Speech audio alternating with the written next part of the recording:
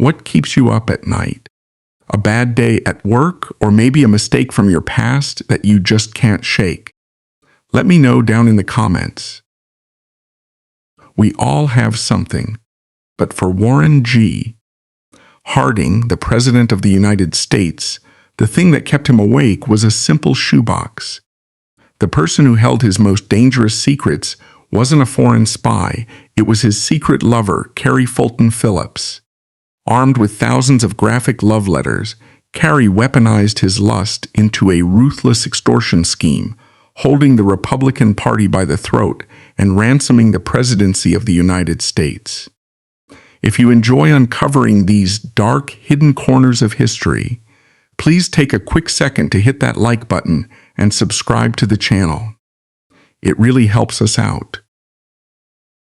Born in 1873, Carrie Fulton was a proud, upper-class figure in Marion, Ohio. Her husband, James Phillips, owned the region's largest dry goods empire. To the outside observer, Carrie had secured the ultimate American upper-middle-class dream.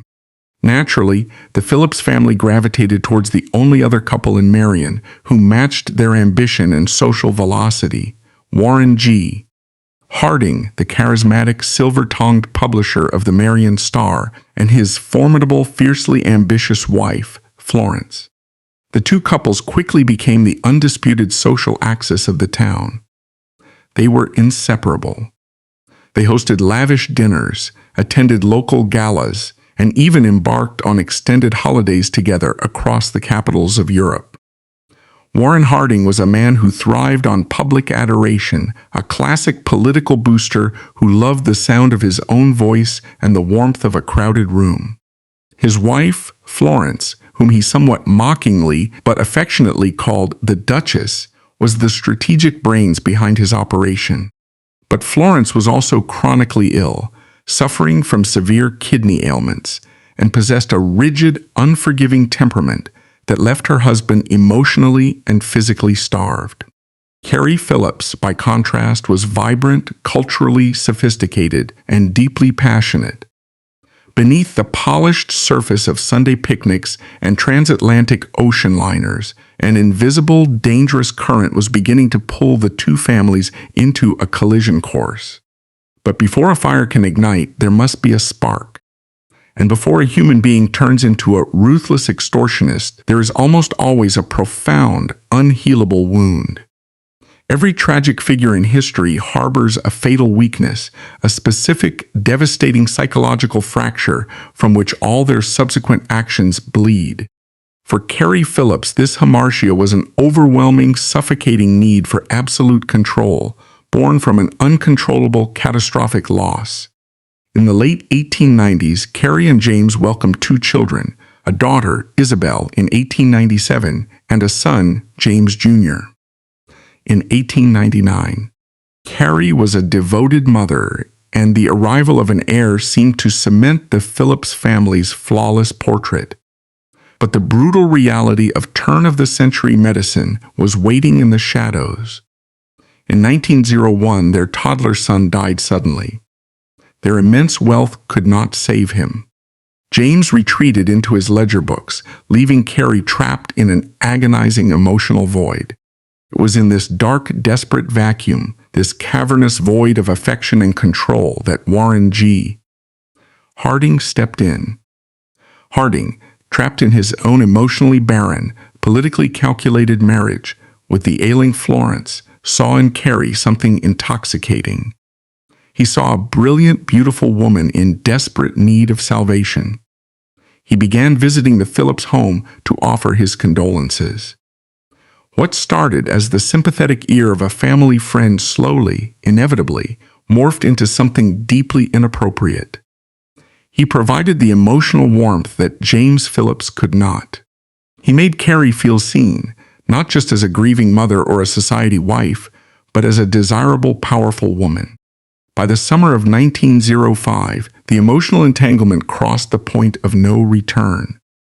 The lieutenant governor of Ohio and the wife of Marion's most prominent merchant officially began a clandestine, highly dangerous sexual relationship. They thought they were merely finding comfort in the shadows, Two unhappy people stealing moments of warmth in a cold, rigid society. They believed they were in control of the secret. But this was the ultimate drama-filled contradiction. By seeking to regain a sense of control over her shattered emotional life through the arms of a rising political star, Carrie Phillips was quietly assembling the very weapons that would eventually destroy both of their lives. And that exact habit, the desperate, unrelenting need to exert control over the men who claimed to love her, would come back to push the United States government to the edge of absolute ruin 15 years later. Consider the sheer arrogance required to commit political suicide in ink. In the annals of American political scandals, there is a common thread that binds the downfall of powerful men: the hubris to believe that their private indiscretions will forever remain insulated from their public ambitions. But Warren G. Harding did not just leave a footprint of his infidelity, he meticulously constructed an encyclopedia of it. And Carrie Phillips, the grieving mother who had initially sought comfort in his arms, was quietly transforming herself into the architect of his potential ruin. Between 1905 and 1910, the affair between the lieutenant governor of Ohio and the wife of Marion's leading merchant was a dangerous, adrenaline-fueled game of shadows. To the public eye, they were simply dear family friends. They continued to travel together with their respective spouses. They shared dinners where their knees would brush beneath mahogany tables, while Florence Harding and James Phillips sat blissfully, or perhaps willfully, ignorant just inches away. But as Harding's political star began to rise, ultimately elevating him to the United States Senate, the geographic distance between Marion, Ohio, and Washington, D.C., necessitated a new form of communication. The physical affair morphed into a relentless, obsessive correspondence. Over the next decade, Warren G. Harding would write more than 250 letters to Carrie Phillips, an archive totaling roughly 1,000 pages of dense, handwritten text. By day, Senator Warren G. Harding stood on the floor of the United States Senate chamber. He was the picture of Midwestern moral rectitude, delivering booming, conservative speeches on family values, tariff regulations, and the solemn dignity of the American Republic. He was building a brand as the safe, steady, morally upright statesman, the man who would eventually run for president, on the promise of a return to normalcy.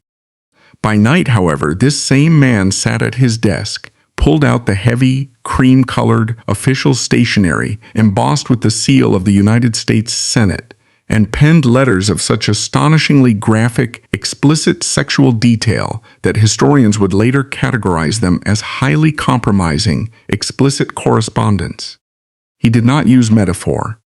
He did not rely on Victorian poetry. He wrote with a raw, carnal desperation, detailing his physical obsessions with Carrie's anatomy. He praised her matchless physical form, describing in forensic detail what he wished to do to her behind closed doors. He even assigned a secret, affectionate code name to his own anatomy, writing of it as though it were a third participant in their illicit romance. He wrote these letters in hotel rooms, on campaign trains, and, most damningly, while sitting in the Senate chamber itself during legislative debates. Some of these letters stretched to 30 or 40 pages long. The issue here is not the infidelity. The issue is the staggering, incomprehensible recklessness. Why would a sitting senator, a man harboring distinct ambitions for the White House, document his own moral and political crimes on official government letterhead? The answer lies in the intoxication of power. Harding believed his charm made him invincible. He was a man who had never faced a consequence he could not smile or handshake his way out of. But he severely miscalculated the psychological landscape of the woman receiving these letters. To Harding, the letters were an outlet for his ego and his libido. To Carrie Phillips, they were something entirely different. For Carrie, who had lost her son and felt entirely devoid of control over her own destiny, these letters were an extraordinary validation. Here was one of the most powerful men in the country, a man whose voice commanded the national press, reducing himself to a begging, groveling subordinate on paper, entirely captivated by her. The letters filled the cavernous void in her psyche. But as the years passed, the romantic thrill began to curdle into something far more calculated. Carrie did not just read the letters, she archived them. She placed them, one by one, into a nondescript shoebox, which she then locked away in a dark closet in her home. Every page added to the box was a deposit in a bank of absolute political leverage. By January of 1913, the geopolitical and domestic political landscapes were shifting. Harding's profile was expanding rapidly, and with increased visibility came the cold, terrifying dawn of paranoia. The fog of lust temporarily lifted, replaced by the acute realization of his own vulnerability. He suddenly recognized that he had handed a disgruntled, highly intelligent woman the exact tools required to obliterate his career, his marriage, and his life. On the 2nd of January 1913, Harding wrote a letter that fundamentally altered the trajectory of their relationship. The bravado and the explicit poetry vanished. In their place was sheer, unadulterated panic. He begged her to destroy the archive. "I have a panic of fear over the letters I have written you," he pleaded on the page. He implored her to gather the hundreds of pages of Senate stationery and throw them in the fire. He warned her, with desperate clarity, that the documents were too combustible to exist in the physical world. If this were a standard affair, Carrie would have complied. A woman merely seeking to protect her own reputation in a conservative Midwestern town would have eagerly struck the match, burning away the evidence of her own adultery. But Carrie Phillips did not light the match. She coldly, categorically refused his request. Keeping the evidence defied all logic of a conservative Midwestern wife protecting her reputation. Yet burning the letters meant relinquishing control. Burning the letters meant relinquishing control. It meant returning to the status of a powerless, grieving housewife in a loveless marriage. Keeping the letters elevated her. It made her a warden. When Carrie refused to destroy the letters, the fundamental DNA of the relationship mutated. The illusion of a tragic, romantic love affair instantly evaporated. The dynamic shifted from two lovers sharing a secret to a hostage and a captor. Harding was no longer a powerful senator graciously bestowing his affection upon a small-town woman. He was a terrified politician tethered to a ticking time bomb, and Carrie was the one holding the detonator. She did not make a formal demand for money or power in 1913. She didn't have to. The sheer act of refusing to burn the letters was a masterclass in psychological warfare. It was a silent, looming threat that hung over every subsequent interaction they had. Harding knew she had the power to destroy him with a single trip to a newspaper office, and Carrie knew that he knew. She had successfully built a perfect trap out of his own hubris. The shoebox in her closet had become an instrument of absolute political terror. Up to this point, this was a high-stakes, but ultimately domestic, political scandal. It was a localized threat to one man's career. But the world outside of Marion, Ohio, was beginning to fracture. Across the Atlantic Ocean, the great empires of Europe were locking themselves into a collision course that would soon drench the continent in blood. And as the globe marched blindly toward the mechanized slaughter of the First World War, Carrie Phillips would discover that her shoebox of letters was not just a tool to control a man. It was a weapon powerful enough to manipulate the foreign policy of the United States of America.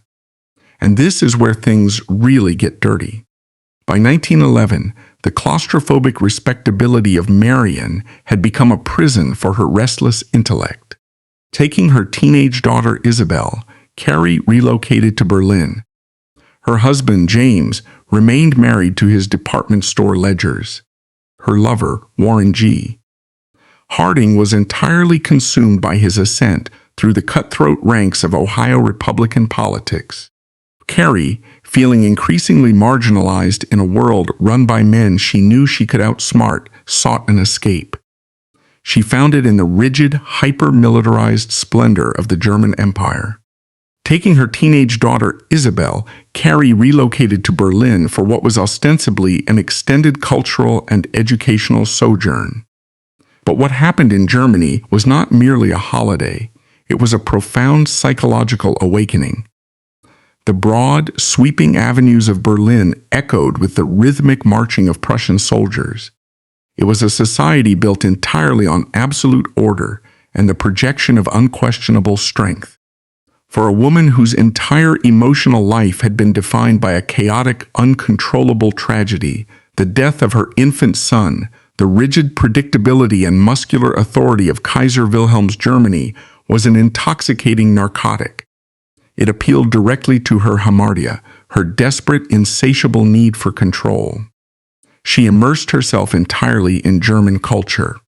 She learned the language with fierce dedication, absorbed the political philosophy of the German state, and cultivated relationships within Berlin's elite social circles. She did not merely admire the German Empire, she ideologically aligned herself with it. In her mind, the German way of life represented the pinnacle of human civilization, efficient, powerful, and utterly devoid of the hypocritical, puritanical weaknesses she despised in American society. While Carrie was absorbing the militaristic zeal of Berlin, Warren G. Harding was back in the United States, officially ascending to the United States Senate in 1914. He was now a national figure, a man with a booming baritone voice who championed conservative American values. But the letters never stopped. They crossed the Atlantic in heavily sealed envelopes, bridging the gap between a rising American statesman and a woman rapidly becoming a radicalized German sympathizer. Then, in the summer of 1914, the geopolitical powder keg of Europe exploded. The First World War began its mechanized slaughter. The outbreak of the war forced Carrie and Isabel to flee the continent and return to the stifling confines of Marion, Ohio. But Carrie did not leave her ideological devotion behind.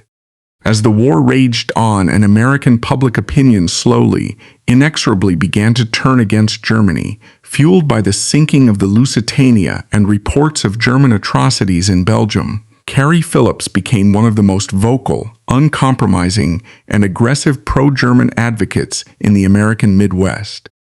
This is where the narrative shifts from a sordid, private affair into a genuine crisis of national security.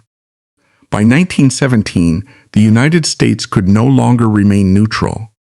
President Woodrow Wilson stood before a joint session of Congress, solemnly requesting a formal declaration of war against the German Empire. The fate of the free world rested on the votes of the United States Senate. Warren G. Harding, as a sitting senator, was required to cast his vote on this monumental, history-altering resolution. And it was in this exact agonizing window of time that Carrie Phillips decided to weaponize the shoebox. She did not merely disagree with American foreign policy, she actively attempted to subvert it using the most vicious tools at her disposal. Historical evidence strongly suggests that Carrie issued a terrifying treason-adjacent ultimatum to Senator Harding. If he voted to declare war on her beloved Germany, she would take the thousands of pages of explicit, graphic letters he had written on Senate stationery and deliver them directly to the national press. She threatened to annihilate his political career, his marriage, and his legacy in a single devastating stroke of vengeance. The issue isn't simply that a senator was being blackmailed. The issue is that the foreign policy apparatus of the United States government was being actively held hostage by an unelected pro-German sympathizer operating out of a Midwestern living room, using a sitting senator's own sexual recklessness as a geopolitical weapon. What does it say about the fragility of power when the decision to send American soldiers into the trenches of Europe can be influenced by a scorned lover wielding a stack of love letters? Harding was trapped in an excruciating, impossible dilemma. On one side, he faced the overwhelming political pressure of his party, his constituents, and his country, all demanding a unified front against German aggression. On the other side, he faced the absolute certainty of his own personal destruction if he defied the woman who held the physical evidence of his deepest moral failings. We see the physical toll this took on Harding. Observers at the time noted his sudden bouts of exhaustion, the nervous sweat that beaded on his forehead, the way he constantly chewed on cigars to mask his anxiety. He was a man being crushed to death by the weight of his own hubris. In the end, political survival triumphed over personal terror.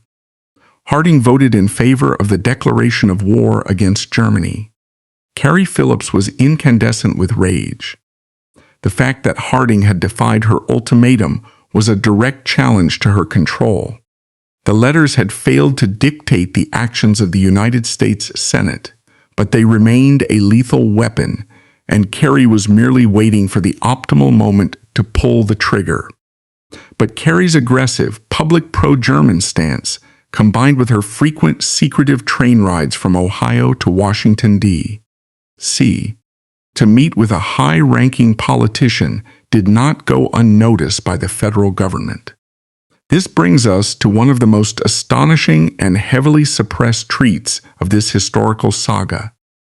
While Senator Harding was delivering patriotic speeches on the Senate floor, his mistress was being actively hunted by the intelligence apparatus of his own government. As wartime paranoia swept the nation, the newly empowered Bureau of Investigation, the precursor to the FBI, and the Military Intelligence Division MID, launched a sweeping dragnet to identify domestic threats, saboteurs, and German spies. Carrie Phillips, with her wealthy background, her years living in Berlin, her loud defense of the Kaiser, and her mysterious, high-level connections in the capital, lit up the federal surveillance boards like a Roman candle. Federal agents were dispatched to track her every move. Imagine the cinematic tension of those months. Plainclothes operatives sitting in the smoky, velvet-lined dining cars of the Pennsylvania Railroad, peering over their newspapers as Carrie Phillips drank her coffee. Agents lurking in the lobbies of Grand Washington hotels, documenting the exact times a heavily veiled woman slipped into the private suites of Senator Warren G. Harding. The MI opened a formal classified dossier on Carrie. The intelligence reports were damning. Agents investigated explosive allegations that she was not merely a sympathizer, but an active, paid asset of the German government. There were suspicions, though never definitively proven in a court of law, that she was receiving illicit funds from Berlin specifically to manipulate Senator Harding's legislative votes and extract classified military information from his pillow talk. Consider the apocalyptic scandal that would have erupted if the press had discovered this. The Republican Party's golden boy was routinely sleeping with a woman actively under investigation for espionage by military intelligence. Harding was not just risking his marriage, he was recklessly dancing on the edge of the Espionage Act. He was compromising the security of the United States for the sake of a clandestine hotel rendezvous. Yet amazingly, the affair continued. Even with federal agents trailing her, even with the explicit threats regarding his war vote, Harding could not sever the tether. He was addicted to the danger, and she was addicted to the power. They were locked in a toxic, mutually assured destruction, neither willing to be the first to walk away. But the illusion of their dark, twisted exclusivity was about to be violently shattered. Up to this point, the dynamic between them, however dysfunctional and threatening, was built on a foundational premise. Carrie Phillips believed she was the absolute center of Warren Harding's illicit universe. She tolerated his public marriage to Florence, because she knew she possessed his private soul, documented in 1,000 pages of ink. She believed her intellect, her beauty, and her ruthlessness made her irreplaceable. Then came the year 1919, and with it, the midpoint peak, the devastating revelation that would fundamentally alter the emotional chemistry of this history, turning a dangerous game of political manipulation into a cold, calculated campaign for financial ruin. Every house of cards eventually collapses, and Harding's collapsed because of his own insatiable, reckless ego. Carrie Phillips was not the only secret in the senator's life. For years, Harding had been grooming and carrying on a simultaneous, highly secretive affair with another woman from Marion, Ohio. Her name was Nan Britton. To understand the sheer magnitude of the insult this posed to Carrie, we must look at the contrast between the two women. Carrie was sophisticated, mature, fiercely intelligent, a woman of the world who debated international politics and held foreign policy hostage. Nan Britton was by comparison an obsessed fan. She was 31 years younger than Harding. She had harbored a schoolgirl crush on him since she was a teenager in Marion, plastering his campaign posters on her bedroom walls. Harding had taken advantage of that youthful adoration, engaging in a sordid, reckless affair that included clandestine meetings in a cramped coat closet just off the executive offices of the White House and liaisons in cheap New York hotel rooms. But the betrayal went infinitely deeper than mere physical infidelity. In October of 1910, Nan Britton gave birth to a daughter, Elizabeth Ann. It was Warren G., Harding's illegitimate child. When Carrie Phillips discovered the existence of Nan Britton and the illegitimate child, the psychological shockwave was catastrophic. This was not just a case of a wife catching a cheating husband. This was the mistress realizing she had been comprehensively played. For 15 years, Carrie had justified the secrecy, the lies, the surveillance, and the social risk because she believed she held a unique, unparalleled power over this man. She believed the graphic letters, the poetry, the desperate pleas for her affection were exclusively hers. To discover that Harding was simultaneously engaging in a sordid, pedestrian affair with a naive girl 3 decades his junior, and fathering a child with her, shattered the very foundation of Carrie's grand, tragic romance. It rendered her sacrifices pathetic. It made her feel ordinary. And for a woman whose entire psychological framework was built on the desperate need for absolute control and superiority, feeling ordinary was a fate worse than death. The heartbreak burned away instantly, leaving behind nothing but the crystallized, razor-sharp edge of vengeance. The shoebox in her closet was no longer a symbol of her romantic power. It was no longer a tool to stroke her ego. The discovery of Nan Britton severed the final fraying thread of affection she held for Warren G. Harding. The letters were now strictly, brutally transactional. They were a financial instrument, and Carrie was preparing to cash out at the highest possible market rate. As 1919 bled into 1920, the political landscape of the United States presented Carrie with the perfect once-in-a-lifetime opportunity to exact her revenge. The Republican Party was desperately searching for a presidential candidate. The nation, exhausted by the World War, the Spanish flu pandemic, and the aggressive progressivism of the Wilson era, was yearning for stability. Warren G. Harding, with his handsome profile, his soothing baritone voice, and his promise of a return to normalcy, emerged as the dark horse frontrunner. The party bosses, operating in the legendary smoke-filled rooms of the Republican National Convention, selected Harding as their nominee for the highest office in the land. He was about to step into the blinding, unforgiving spotlight of a presidential campaign.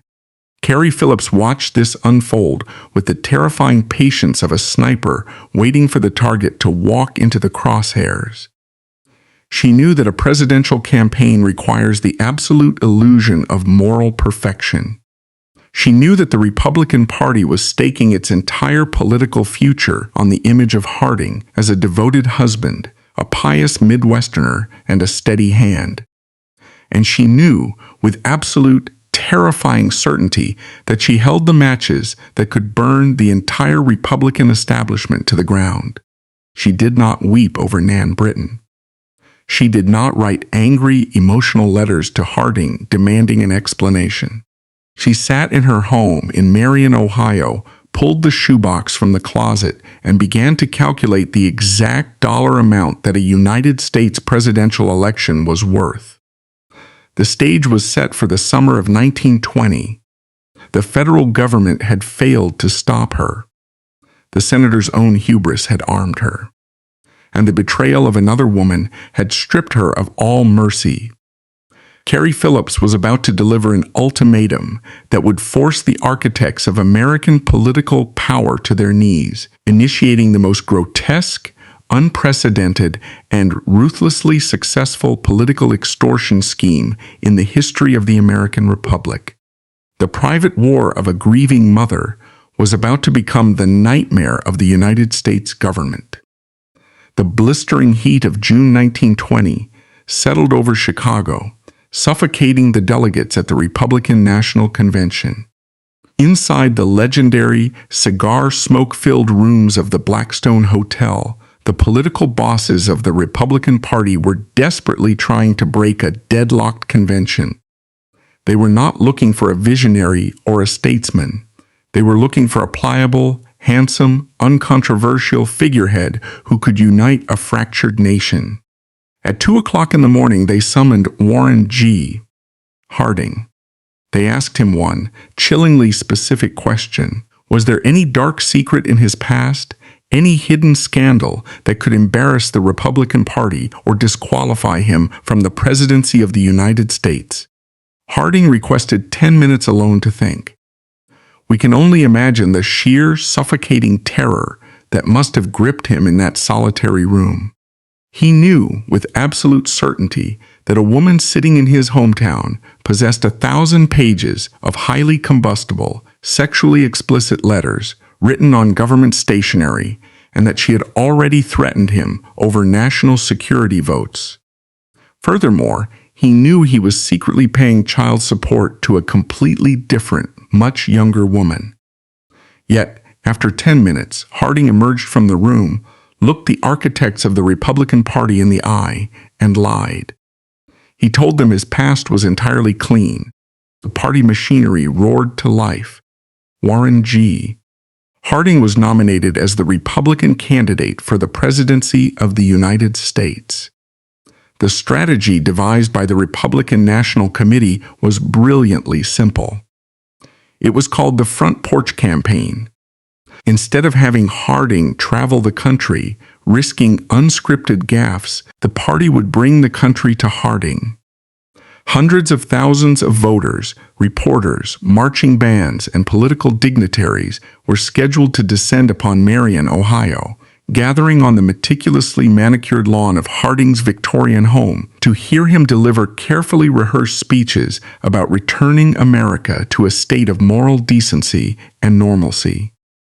But there was a catastrophic flaw in this geographical strategy. The press corps of the entire nation was now permanently encamped in Marion, and sitting just a few blocks away from the candidate's front porch was Carrie Fulton Phillips, a woman who had just discovered she had been entirely replaced by a woman 31 years her junior, and who held the physical evidence capable of destroying the Republican ticket overnight. Carrie recognized that the absolute peak of her leverage had arrived. She did not hesitate. She issued her ultimatum directly to the Harding camp. The demand was no longer about love or even about German geopolitics. It was a cold, calculated demand for financial restitution for 15 years of secrecy, amplified by the fury of a woman scorned. If her demands were not met, she promised to walk directly out of her front door, bypass the political operatives, and hand the shoebox of letters to the hungry national newspaper reporters milling about on Harding's front lawn. When Harding received the threat, his facade of Midwestern confidence completely collapsed. The reality of his decades of hubris finally crashed down upon him. In a moment of sheer pathetic despair, he wrote back to her on official Senate stationery. The historical record preserves his exact agonizing words. "I can pay with my life or my reputation," the future president wrote, "but I do not have such a sum of money." This is the moment where the narrative transforms from a personal tragedy into a grotesque institutional conspiracy. Because it was not Harding who ultimately solved the problem. It was the Republican National Committee. When the Republican Party bosses, primarily RNC Chairman Will Hayes and the brilliant advertising executive Albert Lasker, caught wind of the crisis, they were horrified. They realized that their hand-picked candidate had lied to them in Chicago, and that the party's entire political apparatus was now being held hostage by a small-town department store owner's wife. But the machine had already been built. There was no turning back. They had to contain the blast. They had to buy Carrie Phillips. The ensuing negotiations represent one of the most ruthless transactional blood bargains in the history of American politics. Hayes and Lasker did not appeal to Carrie's patriotism. They did not threaten her with federal agents. They simply treated her like a hostile corporate entity that required a massive buyout. And what makes this arrangement truly grotesque is that Carrie's husband, James Phillips, was fully integrated into the deal. The man who had been the oblivious, or perhaps willfully ignorant, husband for 15 years was now sitting at the negotiating table, hammering out the exact financial value of his wife's infidelity. The final contract was unprecedented in its scope and audacity. The Republican National Committee agreed to pay Carrie and James Phillips a staggering sum of immediate cash, estimated by historical sources to be between $20,000 and $25,000, the equivalent of hundreds of thousands of dollars today. Furthermore, they guaranteed a clandestine monthly stipend of $2,000 to be paid in absolute secrecy for as long as Warren G. Harding remained in public office. But the money alone was not enough to guarantee her silence.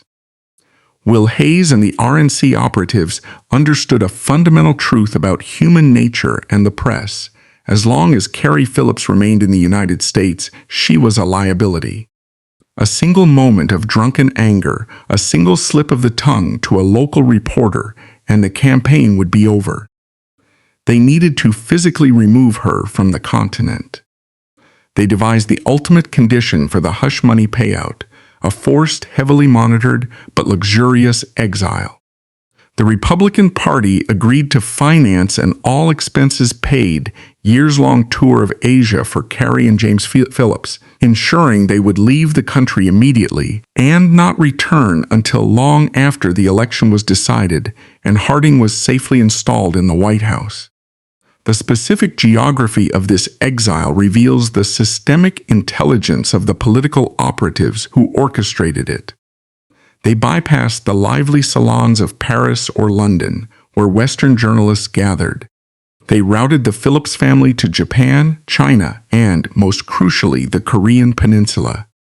In 1920, the Korean Peninsula was under brutal martial law enforced by the Japanese Empire, following the recent Samil independence movement, a mass protest where Koreans demanded national sovereignty, resulting in severe crackdowns and total suppression of local communication.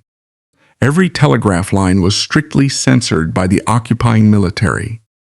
By sending Carrie there, the Republican Party threw their ticking time bomb into one of the most absolute information blackouts on Earth. No American journalist could reach her, and no word of hers could escape. By sending Carrie Phillips into a colonized, heavily monitored Asian territory, the Republican Party effectively locked her inside a geopolitical black box. Even if she suddenly decided she wanted to burn Harding to the ground, there was not a single telegraph operator or journalist in Japanese-occupied Korea who could broadcast her story back to the American electorate in time to affect the election. It was a masterstroke of political containment. As the steamship carried Carrie and James Phillips across the Pacific Ocean, Warren G. Harding sat safely on his front porch in Marion, Ohio, preaching the virtues of family, faith, and small-town decency to a captivated nation. The extortion had worked. Carrie Phillips had secured a fortune, and the Republican machine had successfully purchased the silence required to win the White House. In November of 1920, in one of the largest popular vote landslides in American history, Warren G. Harding was elected the 29th President of the United States. For the next 2.5 years, the arrangement functioned perfectly. The Phillips family returned from their Asian exile significantly wealthier and strictly bound by their lucrative silence. Every month, a shadow payment of $2,000 arrived, quietly funding their comfortable lifestyle. Carrie watched the man she had dominated, the man who had begged her to burn his letters, operate as the most powerful executive on earth. She possessed the ultimate secret knowledge. The man sitting in the Oval Office was fundamentally weak, and she was the one holding the leash. But history is rarely kind to those who attempt to control it. The fatal flaw in Carrie's perfect extortion scheme was that it relied entirely on the physical survival of Warren G. Harding. In the summer of 1923, President Harding embarked on a massive cross-country speaking tour, dubbed the Voyage of Understanding. He was physically exhausted, his heart failing, and his administration was beginning to hemorrhage from the edges as rumors of massive, unprecedented corruption, what would soon explode into the Teapot Dome scandal, began to circulate in Washington. On the 2nd of August 1923, in a hotel room in San Francisco, Warren G. Harding suffered a massive cardiac arrest and died suddenly. 16 months later, his formidable wife, Florence, also passed away, taking the remaining secrets of the Harding administration to her grave. For Carrie Fulton Phillips, the sudden death of the president was not merely a personal shock. It was the total, instantaneous collapse of her financial and psychological empire. The moment Harding's heart stopped, the shadow payments from the Republican Party apparatus ceased. There was no longer a campaign to protect. There was no longer a president to shield from scandal. The political machine that had bent to her will, that had funded her life and exiled her to the other side of the world, abruptly severed all ties. She was no longer a threat. She was a loose end that the establishment was perfectly content to ignore. The contrast between Carrie and Harding's other mistress in the aftermath of his death is stark and revealing. When the money stopped for Nan Britton, she immediately capitalized on the situation. In 1927, she published The President's Daughter, a sensational, explosive memoir detailing her affair and the birth of their illegitimate child. She broke every rule of societal decency to ensure her financial survival, weathering immense public backlash to cash in on the scandal. But Carrie Phillips chose a drastically different path. The woman who had ruthlessly extorted a political party for tens of thousands of dollars suddenly retreated into absolute, suffocating silence. The decades following Harding's death eroded Carrie's financial and psychological empire.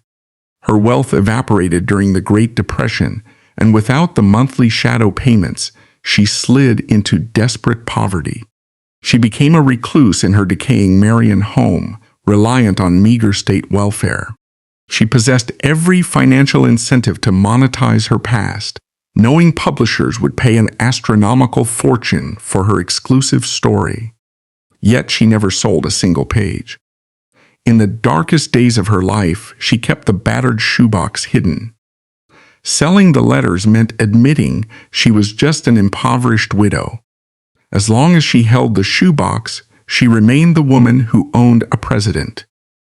On the 3rd of February 1960, the long, silent war of Carrie Fulton Phillips finally came to an end. She died quietly in a Marion care facility at the age of 86. There were no national headlines.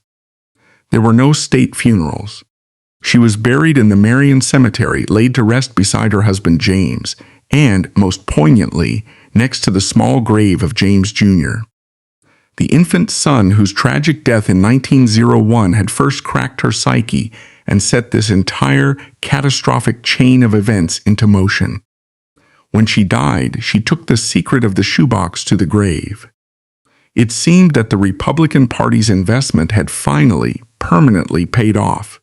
But history has a remarkable way of unearthing that which power attempts to bury. 4 years after her death, in 1964, an attorney managing the settlement of her estate was meticulously going through the hoarded, dusty remnants of the Phillips home. Deep inside a locked cabinet, beneath decades of accumulated debris, he found the old, unassuming shoebox. When he opened it and saw the embossed seal of the United States Senate and read the first few lines of Warren G. Harding's desperate, graphic prose, he realized he was holding a political hand grenade.